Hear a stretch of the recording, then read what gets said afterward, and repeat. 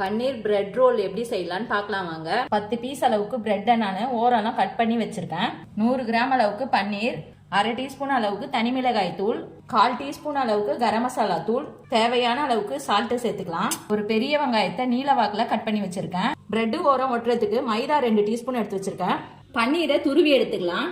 1 teaspoon அளவுக்கு எண்ணெய் விட்டுக்கலாம். வெங்காயம் சேர்த்துக்கலாம். இந்த அளவுக்கு 1/4 பாகம் வதங்கின உடனே பன்னீர் சேர்த்துக்கலாம்.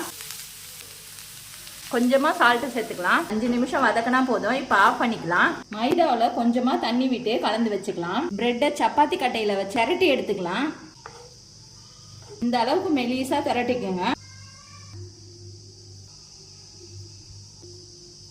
பிரெட் எல்லாம் ஒட்டி வச்சாச்சு.